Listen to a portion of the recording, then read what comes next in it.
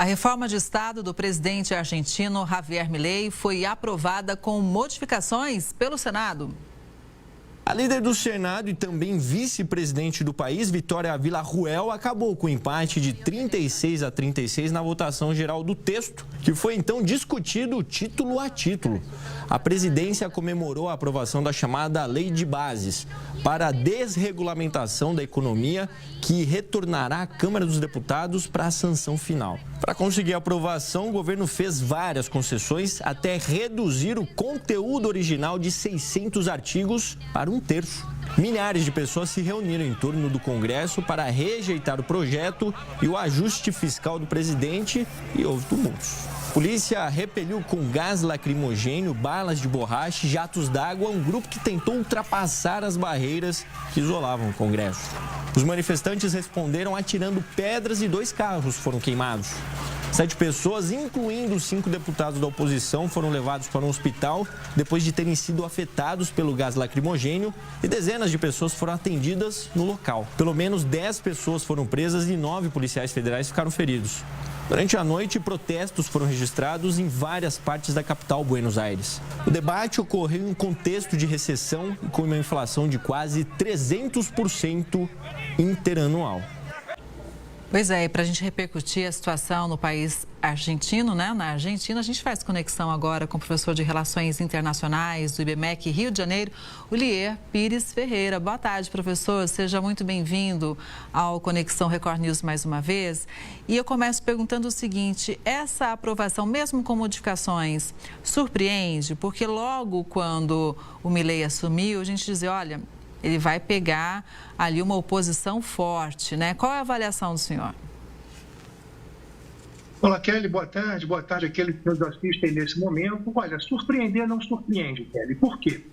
Porque a gente sabe que o Milei, embora ele seja um personagem bastante polêmica do ponto de vista da política argentina, né, ele entrou, de fato, com um discurso de mudança. E esse discurso foi chancelado por uma parcela importante, né, da população argentina que já estava cansada do modelo tradicional de fazer política. Evidentemente que quando ele adentra no poder, ele vai se chocar e vai se colocar ali, né, numa relação necessária com as demais forças políticas que estão presentes na vida argentina e parte dessas forças estão, né, concentradas no parlamento.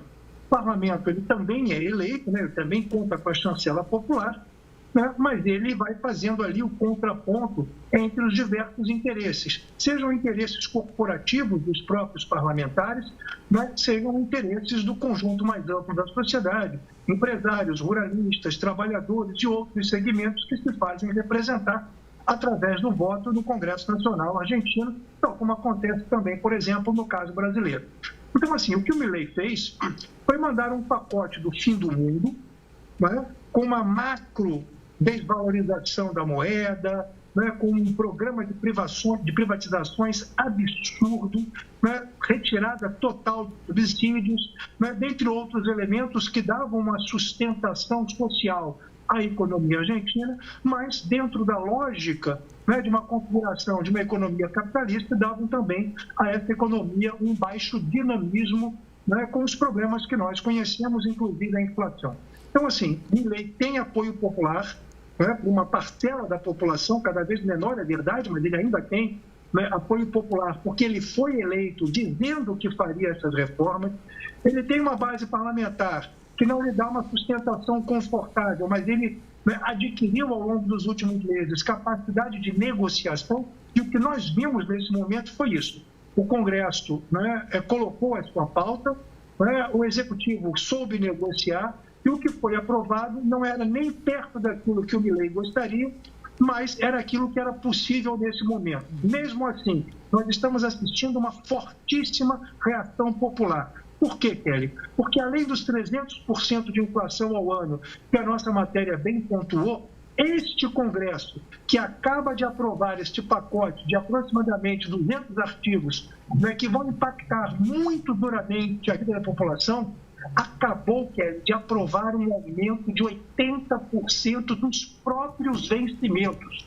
Então, você veja, né, a raiva, né, a frustração sentimento de injustiça que isso é causado na população, quando você vê que, por um lado, o parlamentar aumenta em 80% os seus próprios vencimentos e, com a outra mão, né, ele diminui, né, os auxílios, né, os subsídios, né, os programas de incentivo que o governo dava em relação à sociedade, o que vai impactar muito duramente essa sociedade. Daí a intensidade dos protestos, daí o rigor com que o governo está tratando, chamando, inclusive, os manifestantes de terroristas, que nós sabemos que não é verdade.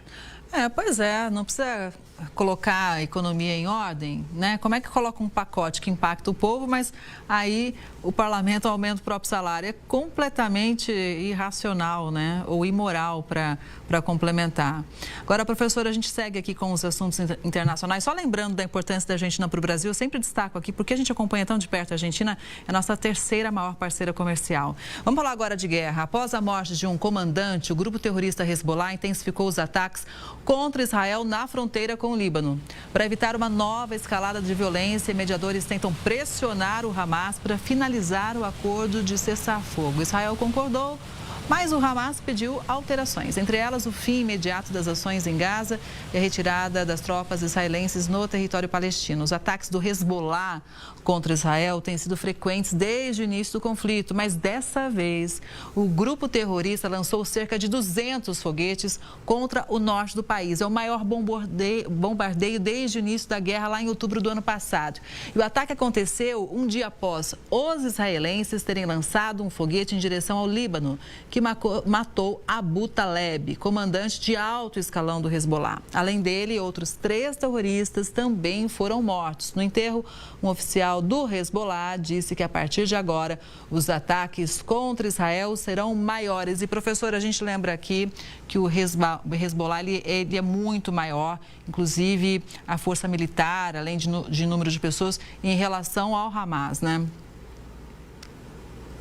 Pois é, Kelly, essa é a grande preocupação que nós temos, porque nós estamos assistindo, né, nos últimos meses, um conflito entre Israel, que é uma das grandes forças tecnológicas e militares do mundo moderno, inclusive, nós sabemos, né, com capacidade de ação nuclear, contra o Hamas. O Hamas é um grupo extremista, mas que tem uma capacidade de fogo muito pequena, né, uma capacidade de ataque muito pequena, em que pesem as ações que motivaram, né, essas respostas brutais de Israel, a capacidade de mobilização de força militar do Hamas é muito pequena, o que não acontece com o Hezbollah.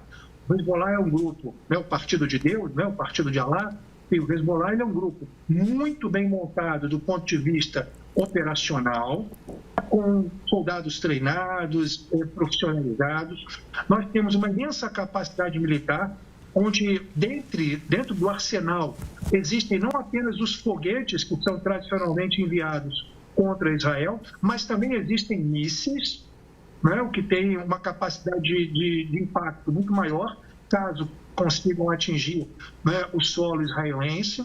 Além de tudo, o Hezbollah ele está muito solidamente enraizado, tanto no Líbano quanto na Síria, contando também com o apoio do Irã. Então, assim, quando a gente fala do Hezbollah, e essa é uma preocupação que a gente tem desde o começo do conflito, né, arrastar o Hezbollah para este conflito em Gaza, para o conflito entre Israel e o Hamas, é arrastar uma força militar muito maior e é arrastar também uma força política muito maior, por conta exatamente desse enraizamento, né, do Hezbollah no Líbano e na Síria, onde a parte civil, né, a parte política civil do Hezbollah tem sólidos laços, né, com o governo libanês e com o governo sírio. Então, começa a sair de um confronto entre um país, Israel, e grupos extremistas, como são, por um lado, o Hamas e, por um outro, o próprio Hezbollah, grupos extremistas de caráter fundamentalista, assim como o próprio governo Netanyahu também é, né, um governo fundamentalista e extremista, mas começa a envolver países. Quando você começa a envolver terceiros países, você gera uma situação potencial em que outros países do Oriente Médio podem vir progressivamente a ingressar na zona do conflito, na órbita do conflito. E isso, evidentemente, é um fator de escalada e contraria todos os nossos interesses e expectativas de paz. Com certeza, a gente torce pela paz, né, professor? Agora, o ministro das Relações Exteriores da Rússia, o Sergei Lavrov, afirmou que o governo vai manter o envio de assistência humanitária a Cuba, além de investimentos comerciais e culturais. A declaração foi dada no momento em que embarcações de guerra chegam ao país caribenho, professor. Olha, Kelly, investimentos na área da assistência humanitária, na área da cultura, etc., eles são muito importantes para oxigenar a economia cubana nesse momento, que nós sabemos que vem enfrentando há décadas um forte bloqueio econômico por parte dos Estados Unidos, e principalmente após a queda do Muro de Berlim, consequente debacle da antiga União Soviética, a parceria estratégica entre Cuba e a antiga União Soviética não foi mantida pelos russos. Então, é muito importante para a economia cubana, para a sociedade cubana, esse reestreitamento das forças. Mas a nossa matéria, Kelly, está mostrando uma coisa muito importante. Esta visita do Sergei Lavrov, que não é apenas a Cuba, é uma visita para vários outros países latino-americanos. Neste momento, simbolicamente em Cuba, nós estamos vendo aí na imagem, essa imagem é a imagem de um submarino nuclear russo em águas cubanas, muito próximas, do ponto de vista geográfico, da fronteira dos Estados Unidos. Um submarino nuclear, Kelly, ele é um submarino dotado da capacidade de lançar ogivas nucleares, ou seja, mísseis nucleares no solo norte-americano. É claro que esse submarino não está armado, é claro que é armado com armas nucleares, né? É claro que os Estados Unidos estão fazendo um monitoramento muito próximo, mas simbolicamente é um elemento muito importante, que mostra não apenas a reaproximação entre Cuba e Rússia, mas, fundamentalmente, sinaliza um enfraquecimento dos Estados Unidos, da hegemonia norte-americana. Sim, nós sabemos que lá nos anos 60, a Rússia não pôde, a antiga União Soviética não pôde instalar mísseis em solo cubano. E agora nós estamos vendo um submarino nuclear russo navegando tranquilamente em águas cubanas. Pois é. Então, para além dessa perspectiva, nós temos aí o enfraquecimento dos Estados Unidos. É um recado direto para o governo americano também, né, professor? Professor Lê, é sempre muito bom te ouvir. Pena que o programa acaba rápido, viu? Muito obrigada pela análise, a gente sempre aprende muito. Uma boa tarde e até a próxima.